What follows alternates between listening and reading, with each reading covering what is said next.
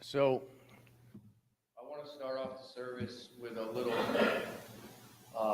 reading. It's Mother Teresa's Anyway poem. Often unreasonable, illogical, and self-centered. Anyway, if you are kind, people may accuse you of selfish, ulterior motives. Be kind anyway. If you are successful, you will win some false friends and some true enemies. Succeed anyway. If you are honest and frank, people may cheat you. Be honest and frank anyway. What you spend years building, someone could destroy overnight. Build anyway. If you find serenity and happiness, they may be jealous.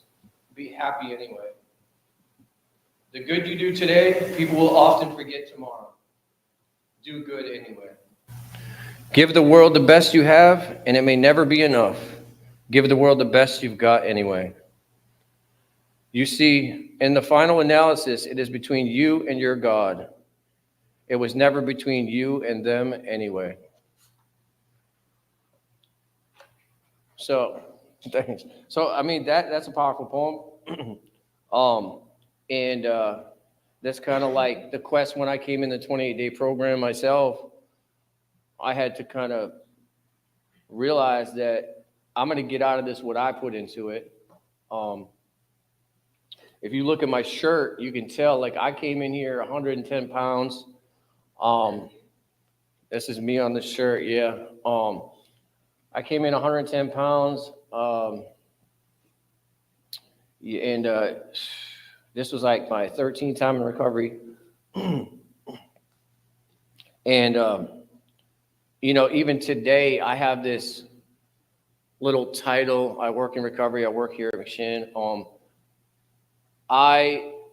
One of the things that motivates me is, like, I automatically assume I'm going to throw this all away. I'm one of the people that, I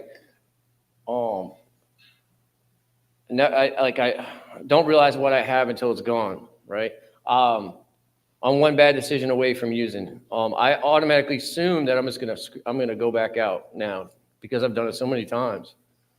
It's humbling, it's motivating because it's humbling to me, and it pushes me through a lot. Like I don't get too caught up in my successes or my failures. It helps me stay not too high and not too low. So today I wanted to just kind of hear some lived experience, man. See what kind of lived experience you guys have, what brought you here, have you come up and share. I do have a special treat for you guys, a guy that that came in here. I got a call, it was a Saturday actually, and I got a call that there was an overdose, just someone was overdosed in one of the houses. Actually, I wasn't even scheduled. I was just here because I oversee the weekends, and I came in randomly, and people are freaking out. I get on the phone. They're like, "Yeah, dude's non-responsive." So I take off straight to the house, and I get there, and this guy was just in the back. He was just gone. We ended up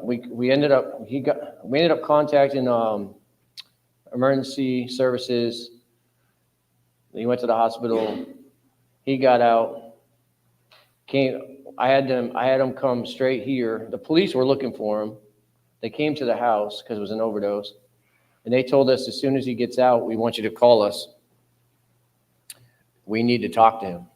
So he gets out of the hospital and comes back to McShin, and told me he had to come in the intense program. And he's like, we need his phone. So he said, no, I'm not giving up my phone, and he left. And I remember contacting him on the phone and just sending out like a search party to go get him. And against his will at the time, I know I have a hard time trusting people myself. He had trusted in me, and he came back to the program. Now he's doing he's doing really well. But I just want to bring up and hear a little bit about his story. Tom, come on up, man. Share your story.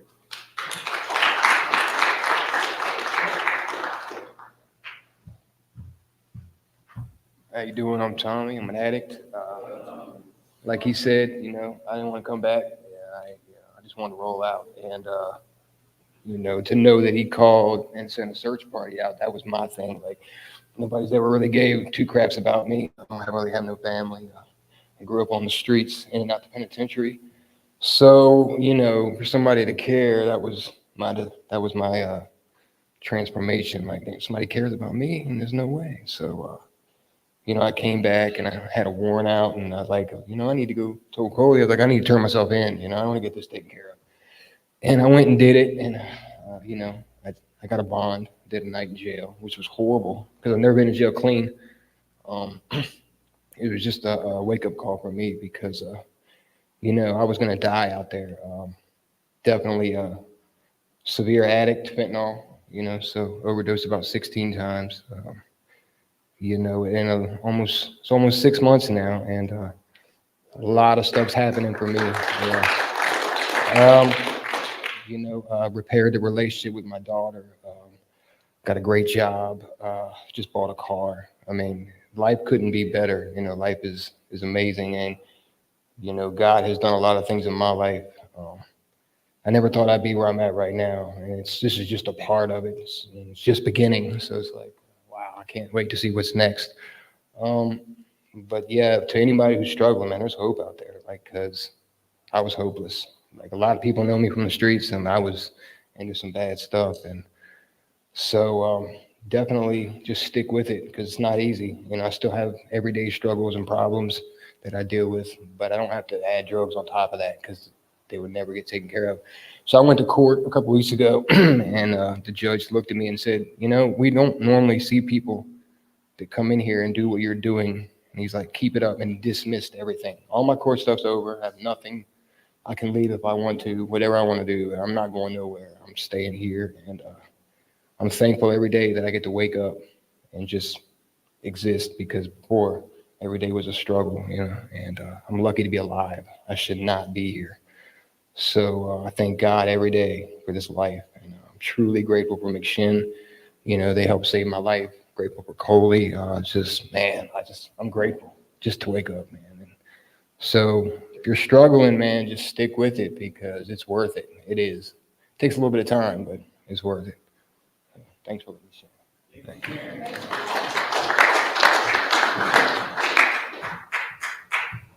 I'm grateful for you, Tommy. And I wanted to say, there's now with the fentanyl crisis and how much it's affecting this country. There's a lot of money going into it. There's PRSing now. You can take your story and go into facilities and speak. I know in Washington they pay $1,000 for you to open your mouth. A lot of these skills we have from the streets, we can transfer over to work. I know at McShin we have 16 houses. We need leaders. We need assistants. We need house leaders. We need drivers. We want to put you in a position to grow. And if that is something you want to do, as far as becoming I'm a registered CPRS, right? That didn't even exist years ago, where you can open your own practice and be a recovery coach and bill Medicaid. I can bill Medicaid. I have a license in Virginia, right? I did it right here in this room, my PRS class and then my certification. And McShin helps you and will help you pay for that. Sometimes we get grants for that. So we can turn our all the pain to gain, right? It starts with freeing ourselves right here, like when I was in the 28-day program. Free yourself, get to know yourselves, and help somebody else with your story. So I want to bring up another speaker here, so share some lived experience. And this individual, I was his recovery coach for a while. He came in, and I'm proud of him. He went back out, but he came back 4 days later. I don't know, but all relapses I've had, it took me years to get back, and years, literally. And sometimes other states. So that's something I'd hold my head high about right there. And I'm proud of him. He should be proud of himself for coming back like within 4 days. I want to bring up Chad.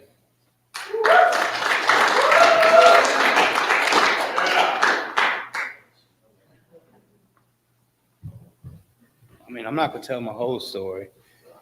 I just know, like, well, before I came here, man, I didn't have anybody, like, not a fucking soul. Excuse me, church. But I know when I went out for them 4 days, man, I had a squad trying to come get me too, but I wouldn't come back to the center high, so I had to wait till the next day. I can't say that I used everything that I learned here the first time, because otherwise I wouldn't have went back out. But just when you think you got it, man, you don't. I stopped going to meetings, stopped hanging around the people that I was hanging out with when I first got here, and I just kind of lost myself along the way. Thought I had it by sitting behind the desk. I don't know. I'm not gonna take up too much of your time because I'm nervous as hell. But I don't know. That's about all I got, man. I'm not gonna tell my story, man. No. Sorry, y'all.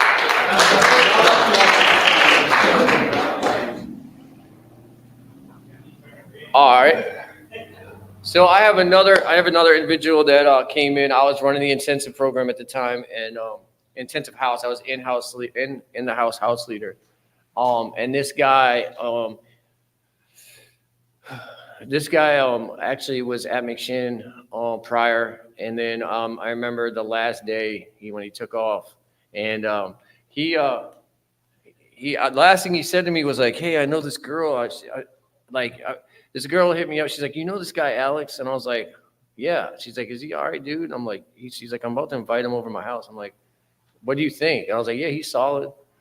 I didn't see Alex again for months. He went out there and seen her, I guess. I don't know what the heck happened there, but that was the last I saw you. And I was like, oh, so that early relationship thing takes a lot of people out, man. And I say the golden rule, there's 2 rules that are golden. One is obviously don't use no matter what.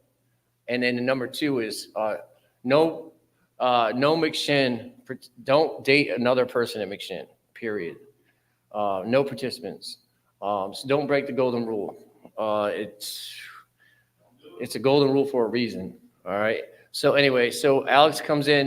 This was like 6 months later, and Alex left, and he was a bodybuilder, so he was pretty solid. He was pretty big guy, and then he comes back 6 months later, literally about 90 pounds, no teeth. Sorry, but it was tough for me because all I could smell was meth and stuff like that. I was nauseous, bubble guts, and it was about a week. I was sick, and I felt so bad. Like you were on your deathbed, man. It was bad. So to see where you came from there, it was like this, like where I was, man. Like you were like me, like anyway. So I wanted you to come up and share a little bit. Then there's a lot more to this story than that and stuff. So I want you to come up and share your story, man. Come on up, Alex.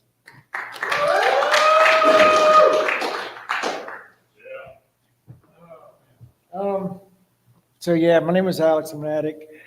I came to McShin the first time to better myself, and yeah, I thought I had it together, just like any other addict. Got out of here. Well, I started dating, and we talked about it. The first rule, and yeah, I just kind of went out there, didn't have it together.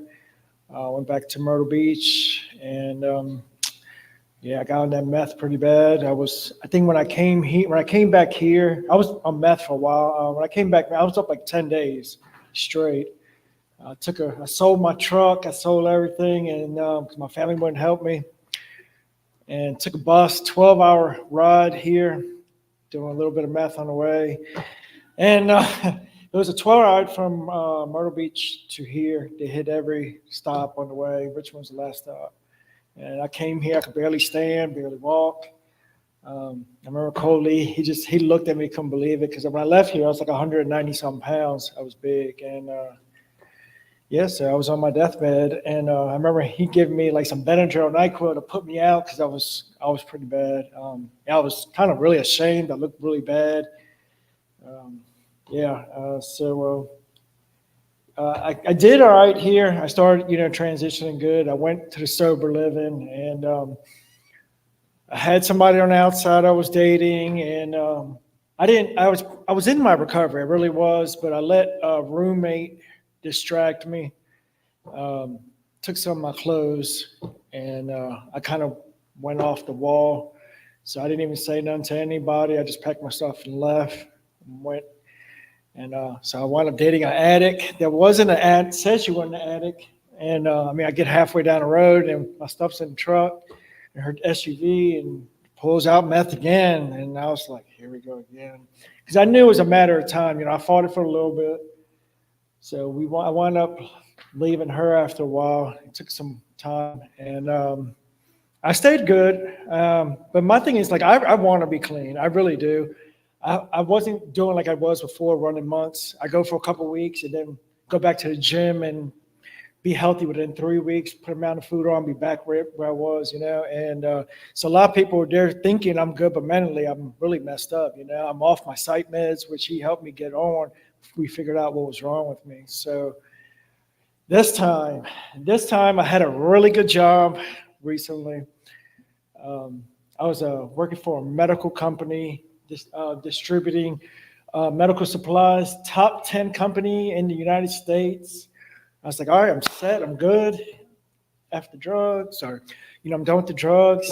5 days into it, because I got in some trouble back in like 2017, got a bunch of felonies, riding with the dope man, got some charges with it. I took some larceny charges because he had some stolen property given to him, traded for drugs, but they were in my car. So he took the drugs and I took the other charges. And that's what started a lot of stuff. So I get 5 days into this good job. I'm happy. And they said, we got to cut you loose. Wasn't on my meds. Thought I had it. I was happy, because I had the jobs. Everything's going to go for me. Because all I really want is a good job, go to work. And Cody will tell you, I'm a good worker. He's always put me to work when I was here. I just want to go to work, come home, be a normal person, And yeah, man, it took about a couple of days, and that paycheck came in. I sat there on the way back to Chesterfield from Richmond. I was like, I'm just gonna go get me one. And one turned into like a 2 or 3 week process, and yeah, I was living back in the car that quick. And before I come here, I did something really stupid. So I got a brand new car. I got a 2020, and loaned the dope man my car, which I did before, and he took off, didn't come back. I just got my car back like 2 days ago. Me and David Mullins went to go pick it up. So I'm walking around with a bunch of drugs downtown. It's pouring rain. I come back with blisters here, and so I call my mom. I was like, hey, I need to go to McShin and get myself together. I mean, I knew this was the place to do it, but I feel really ashamed. You know what I'm saying? I should have had it the first time, but they say if you fail, keep trying, right? So I'm not going to keep doing this. I've lost so much. My plan is to stay. I don't care if you steal my clothes, or I just got to find a way of dealing with it. I can't use that as a crutch. I can't use that as an excuse because, as hard as I was getting that drug in the rain, I got to do the same thing. A lot of people know I get up 4 in the morning, I start cooking, I work out, and everybody's like, God, you got dedication, do all that. And, I'm into the fitness thing. So I started thinking about I was actually Matt. He moved to the Scott house, one of the houses. And he's had in touch with me. If you're disciplined, you can be disciplined with your recovery. So I'm trying to take it seriously, I still have my little awkward moments, which we're addressing my characteristics are sometimes really bad, but I'm trying to figure out why every few weeks I go through a depression mode and slip up. So I know I'm going to stick and stay, and that's the only thing that's going to work for me. My mom seen me the other day, and her first words was, well, she seen me a couple of times, and I heard, hey, Alexander, and walked off. So I knew I was in some deep shit here.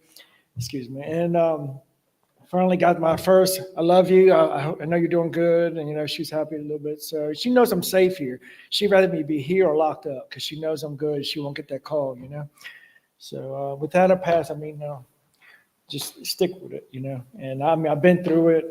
And I want to be back healthy and be the person I know I can be. And, in South Carolina, I had my own company, see, that's what started the meth thing too. So I was a subcontractor, was doing good.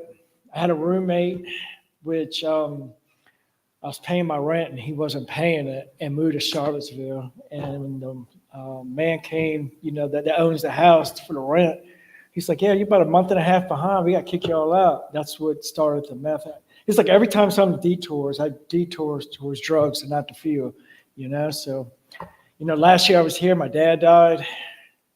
And that was a big disappointment to me, because out of anything, your dad dies, you should, that should be a wake-up call, right? So the week before he dies, they took me to go see him. He looked at me and he didn't remember who anybody was or where he was, but he looked at me and said, just do me one thing. Well, he said, take care of your mom for me and make sure you finish that program. And I slipped up on that shit. So my thing is, I'm back here to do that now. It's never too late. And, I got a mom out there by herself. I got a sister in Jersey. So I need to get my stuff together. And that's why I'm here. And that's the story.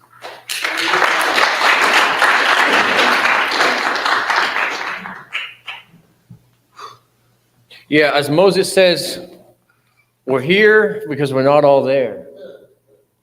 We're here because we're not all there. And one thing you spoke on, man, was, if you heard Alex speak on, was that he focusing on himself, his behaviors, and trying to work on that, and how we react, like how how we react as far as your clothes going missing and stuff, and then how we react to that. That's for me, when I was in intensive, it was I realized when I first got out, I didn't trust myself with money. I didn't want to drive a car. It took me 9 months to get my license back. I didn't even want my license. I didn't even cash my checks. I had stacks of checks. I kept losing them. My boss was getting pissed. I kept losing my checks. Like, who does that? And I did that because I didn't want to trust myself with money. I mean, I feel like the difference in this time in recovery was I realized that that I can't trust. If I'm truly trying to change and I'm willing to change and I've had enough, I'm just tired. I'm tired. I can't trust myself. So this is what was different for me. I wouldn't allow myself to have certain things or do certain things or be in certain places. If I went, I had a plan. I always had an exit plan. I didn't communicate with people. I deleted all my numbers. I got a new phone. I made it easier for me to recover because I knew that essentially it was going to get easier, right? As time went on, I had to stay in position. And I kept telling myself, it's temporary. It's temporary. I'm 2.5 years clean. My clean date's 7/21/21. And now I realize it was never the drugs. It's my behaviors. It's how I react. But with that, I wanted to bring up one more person. And if you're willing to do it, Moses. Moses is a legend, guys. I would love to. Moses worked here when I came in. I remember when I first got here in intensive, I met with Moses. I had come from the streets of Baltimore. I'd gone through a lot of violent stuff. I mean, you can see here that I had a lot of stuff happen to me physically. So when I got here, and then I have a wife that I was with 15 years that I left by choice. That's something I wanted to be with her, but I knew she still wants to be together, but because of my recovery, I will not allow it to happen. That's one thing that I'm doing against my will. And it hurts because we have a daughter, but I know what will happen if I get back with her. I know it, and I tell her it's like a tornado. At the end of this tornado, we might be together, we might not, I don't know. But I'll have to work on myself. I have to change. As you can imagine, words are great, but when you walk the walk, people see how you walk. And now I do it for self-validation. I don't tell people, I just do. It's different than trying to convince people I'm, changing. But with that, Moses told me, he said, the past is gone. The past is gone. Everything that happened in our past, what created us, we're soldiers now. Like that's what made us who we are today. But the past is gone. It doesn't exist anymore.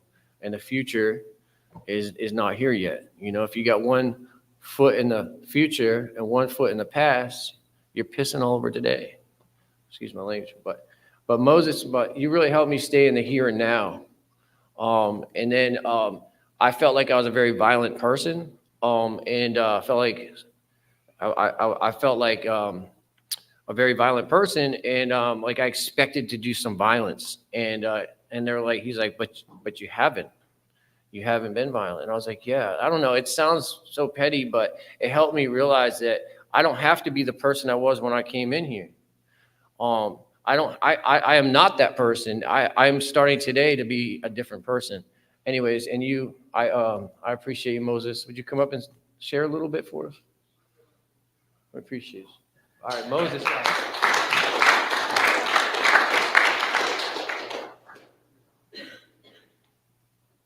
everybody. I'm an addict. My name's Moses.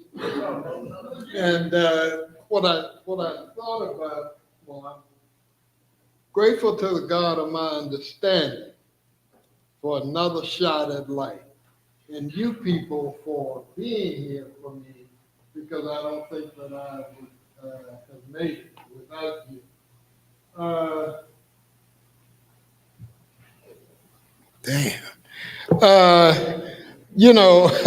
I'm an addict, right? So I run a good game, right? I do a hell of a job of taking care of you. When it comes to me, now that's another story, right? You mentioned mental health, right?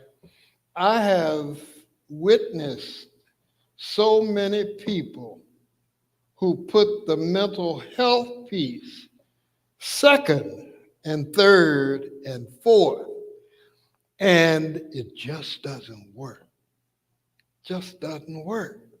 Mental health is just as important for me to take care of as my clean time. That's just for me. 42 years. Come to my celebration Wednesday, please. Right? 42 years, and what I heard a long time ago is that clean time does not equal recovery, right? What recovery is depends on your definition, right? Just a few months ago, I decided that I was going to stop taking my depression medication. Now I just told you that the mental health piece must come first, right? In my health network, someone said, well, why is this guy still on this medication? He's been on it long enough.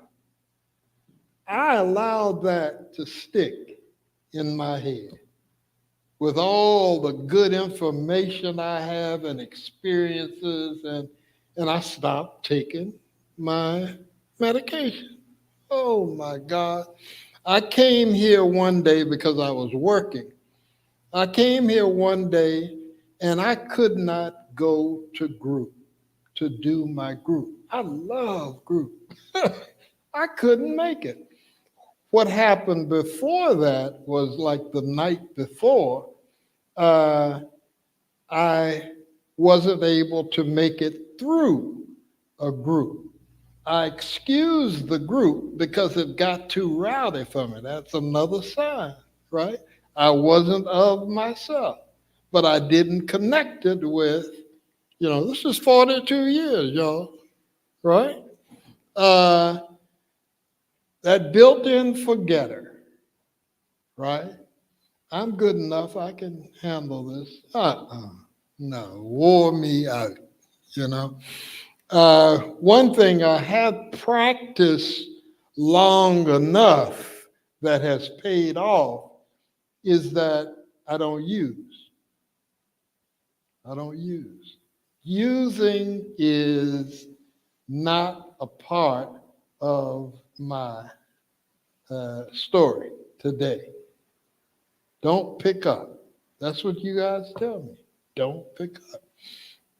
I'm here in this meeting because I'm not all there. Daily maintenance is what my clean time requires. Um, I can get so full of myself that I begin giving myself messages. You know, that's bull crap, right? I need you guys as much as I needed you back when I started. When I came from Newport News from a setting like this, I was bewildered first because they wouldn't allow me to stay there. I wanted to stay. I had 9 months of clean time. Why are you wanting me to go back home? That doesn't make sense to me. They told me that I had some work to do. I see that today as more will be revealed, right? I had no idea what was going on at that time, but they knew that I had some things to face, and that was my life. That would help me begin to live, get a sponsor, continue to go to meetings, uh, stay involved. If I could do that when I came home, then I might have a shot. Oh, they also told me to get a therapy group also, right? They knew something about me. Um, so when I came home, I had gotten exposure to service work. God took me to the Hampton City Jail, and that was an experience that I'd never had before. When I came home, what I realized was that in my community, there were no meetings, there was no recovery, right? We had some centers where we'd go to get treatment and the like, but they were not 12-step based, right? And what I think was missing in that uh, is a spiritual element that we practice. In other words, there's something working other than me. And that's important for me. I can make plans, I may not always be able to carry them out on my own. But if I'm patient and I hang in there and I don't use, things change. That's the spiritual part for me. Um, I remember that I was trying to carry this message, and I went to the treatment center where I had attended for years and tried to give this thing to them. They said, "Don't call us, we'll call you," right? They weren't buying it. I had some other folks who were in the field of recovery who said, black folks are not going for that stuff there. Yeah, I said, what? I said, but it worked for me. I'm sure I'm not the only one, you know. But that told me that my job was to attempt to plant some meetings. And that's what I did.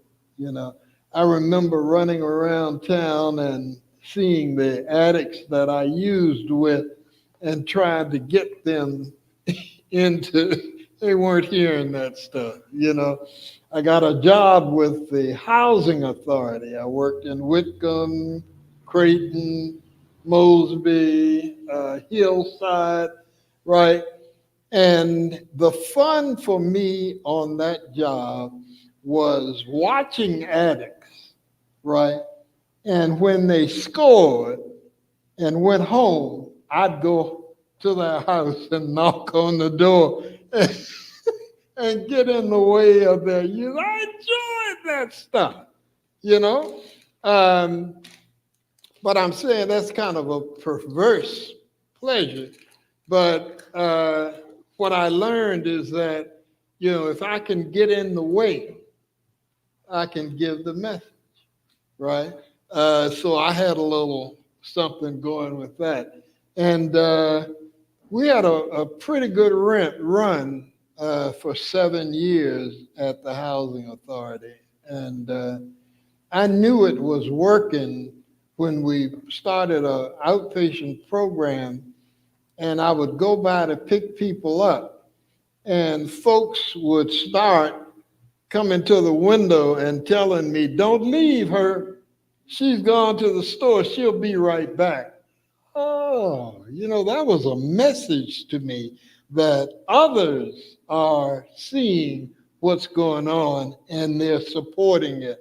And that's kind of the way that my journey has been. I was reading some information from um, doctor's appointment that I had after having hepatitis C and having ammonia in my bloodstream that would just cause me not to remember and that kind of thing. Took me through a bit of stuff. And I remember coming here to work. And what was so good about being here is that no one pressured me in my day-to-day dealings. And doing group was a favorite thing for me. I love that. But I was under no pressure here. And that helped me to make it through that time. Now, since my last bout with the depression med, Jesse hadn't given me any more work, So my good thing ended. It's not happening now. I just put a resume together at 76, right? Just put a resume together so that I can do a little work because I'm still interested in what I'm doing. And that brings me up to today and celebrating 42 and realizing that clean time does not equal recovery. Recovery is work any way you slice it. There's always more that will be revealed. At least that's my experience. And I'm hoping that I'll keep coming back and not pick up just for today. Coley was talking about staying in the now. Eckhart Tolle talks about that. The only time I have is now, because the next second hasn't happened yet. For sure, yesterday is gone. That's over. All I have is right now. And I find peace in the here and now. The here and now is my sweet spot. When I'm in the moment, there's nothing wrong. Nothing's going on. And if I can stay there, I'm in better shape. When I start projecting, when I get into the past, want to bring the past back. The past is gone. I can't relive any of that stuff that happened then, except in my thinking. And you guys told me that that's where my disease is, in my thinking. You know, if you're anything like me, the past comes up. And when the past comes up, my body responds to that. And there's the discomfort. But when I'm in the sweet spot, when I'm in the here and now, there's nothing going on. There's nothing wrong as long as I stay here. But as soon as I drift back to the past or start projecting to the future, I get shaky. You know, does that make any sense to anybody? Yeah, you know, it works for me. Sweet spot. You know, if I can stay here, I do much better. Coley, thank you for allowing me to share. You know, y'all have a good one.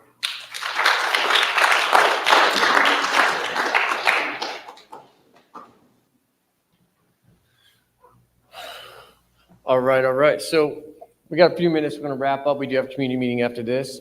So I wanted to bring up one last person here. This individual is weekend staff. You know, coming up. And I've had a pleasure working with Jodell for a while now. I learned a lot from Jodell. I want you to come up, share just a little bit. We got about 13 minutes, 14 minutes. If you want to come up and share, close us out. All right, let's hear for Jodell.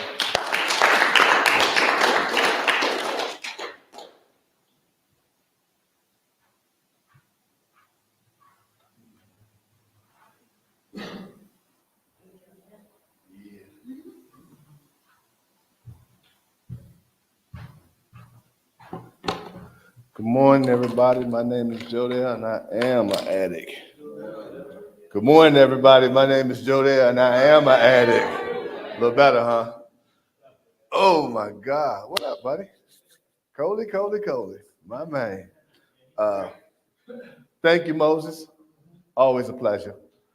Always a pleasure to listen to a good message from you. Miss hanging out with you. I had the pleasure of coming in to McShin as an intern a while back, and Moses was working here at the time, and I used to do a lot of stealing in his class. He don't realize it, stealing that information. He has some very powerful things to say, and he always had a very, very, very pleasant way of getting his message across to you.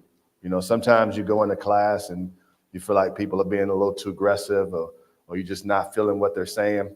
But I've never, ever been in one of his classes where he didn't, first of all, make you feel warm and welcome. And he always gave you an opportunity to express how you felt. You know, he always told me that. He always said to the class, this is your class. This is your class. I want you guys. He used to always say, hey, you helped me not do my job today. just talk, and I'm gonna enjoy what you got to say. So I always appreciate that. A little bit about me. I guess I could talk about where I'm at today, right now. As Moses was talking about, coming up on 42 years, which is a beautiful thing. If it's in God's will, his grace and his mercy, in February, I'll be coming up on 15 years, which is only by his grace and mercy. And it has definitely been a journey. It has definitely been a beautiful ride. McShin has been part of my foundation for the last year. I came back from Kentucky. I had a wonderful journey in Kentucky for quite some time. When I first got clean, I got clean in a recovery facility in Kentucky. So I came back home finally after about 32 years. I was able to come back home. And being home is, man, it's another journey, and it's a beautiful, beautiful thing to be able to be around the people that you truly know, that some of them raised me, and grew up with me that actually see what Moses was talking about, my spirit now, a whole different element. Because when I left the state of Virginia, I was a lost soul in so many ways. As a young man, I made a lot of poor choices. Had a lot of good people in my life that were trying to direct me, but like they said, when you usually stop maturing. And I started using at a very, very early age. And I think that definitely played a major role in the process of me maturing, my mind maturing. 15, 16 years old, I started making some of the most poor choices that I could ever have made, and it got me in a lot of trouble. By the age of 18, I had so many opportunities. I'm not going to go into my story, but I still somehow, by the age of 18, had a bunch of opportunities that were laid right at my feet because of my basketball skills. But my maturity level was not, it was not ready for college and all the big things that I could have probably achieved in life. Took a while, took a long time for me to understand, what I needed. And first of all, what I needed was treatment. It took a long time. He also shared about something a minute ago about your past. And I was in a store the other day and I read something and it said, it was so powerful. It said, don't trip over what's behind you. Don't trip over what's behind you. And I knew for a fact for me, getting clean, there was a lot of things in my past that was going to try to attack my recovery, And when they taught me recovery in the very first beginning of my recovery journey, they taught me about three things: people, places, and things. People, places, and things are probably one of the hardest things that I had to accept and deal with in my recovery, because I had to let go a lot of people. There was a lot of things I had to stop doing, and there was a lot of places I could no longer go. And if I stayed in those areas, I know I would have got tripped up. People love to bring you down when you're doing good. People love to do it. When people start seeing you achieving good stuff and they start seeing you going in the right direction, they come to attack hard. That's the Satan thing. That's the devil thing, where when you're starting to strive and you're starting to do great, misery loves company.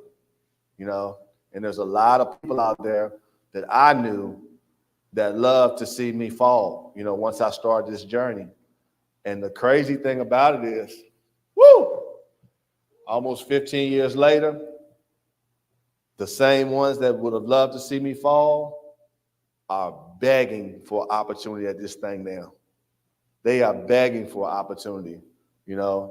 At some point, we all hit a bottom. We all realize what used to be or what we thought, and in recovery, we call it delusion. We think the delusion is fun. It's no longer fun. For me anyway, I'm going to keep the focus on me. I started out thinking what I was doing was great times. When I was young, 15, 16, 17, 18. But then that word that starts with a C, that big word, consequences. Consequences. Once you start having to deal with those consequences of your actions, man, it's no longer fun.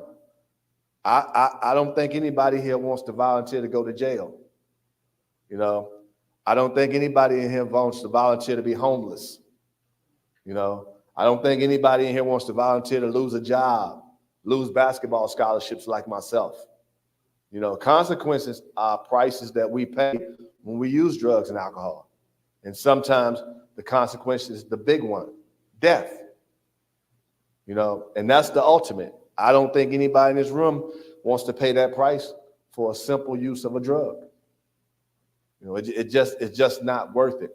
And for me, man, when I get an opportunity to help people that I know have struggled for a very long time, and I struggled for a very long time.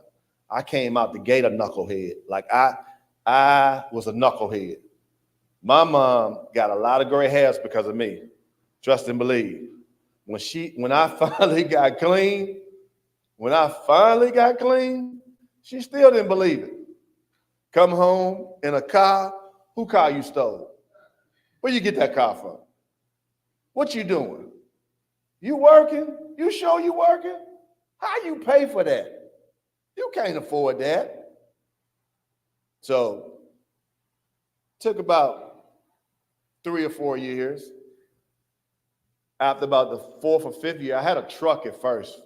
She should love my truck. Come home in my truck from Kentucky.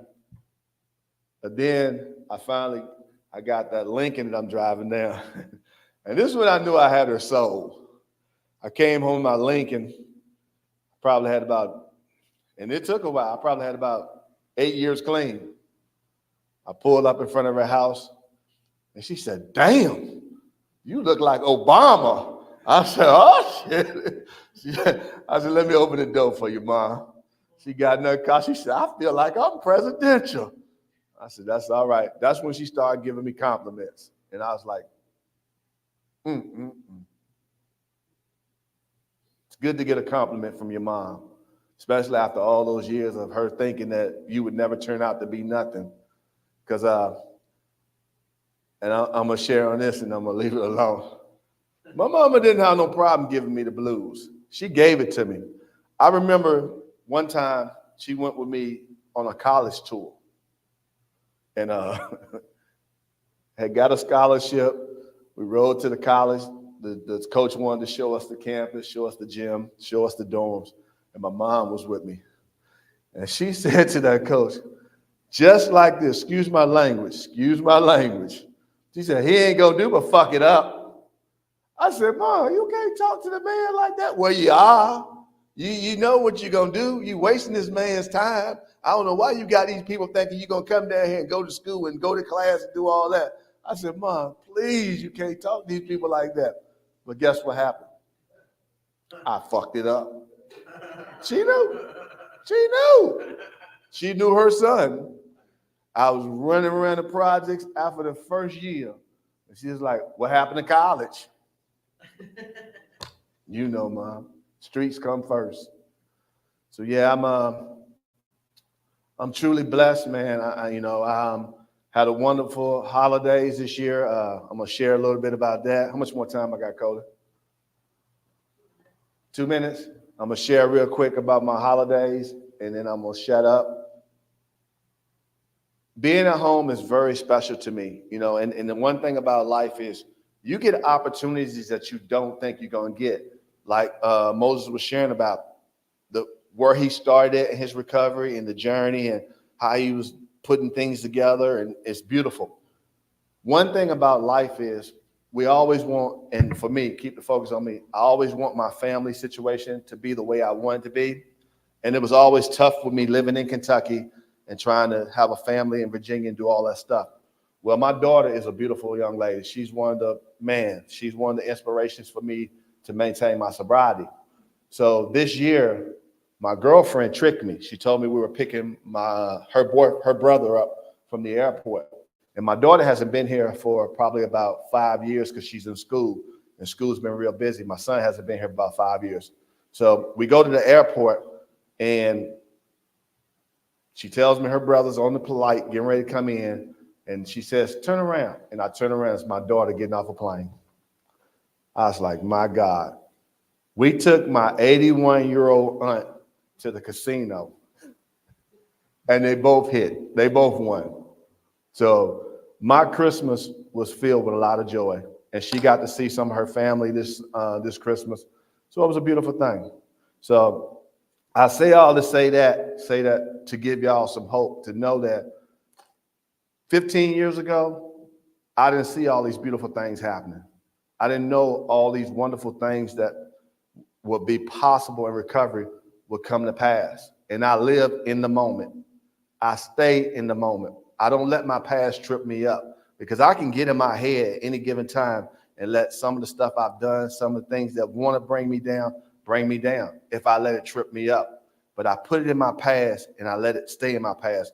And when it does come into play, I do what my third step tells me. I turn my will over to God and I let him deal with it. You know, I don't fight a lot of battles anymore. When I pray, I leave it in God's hand and I let it lay there because what's going to happen is going to happen anyway. So once again, thank you, Moses. Appreciate you. Always a pleasure listening to you. Hope you guys and ladies have a beautiful day today. And thank you, Coley, for allowing me to share this morning. Appreciate you, buddy.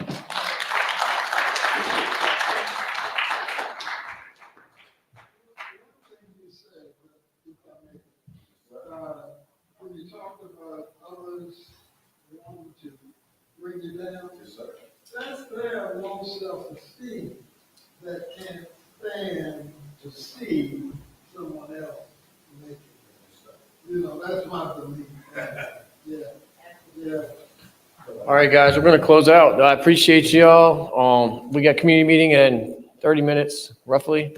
So appreciate y'all. That's it. Love y'all.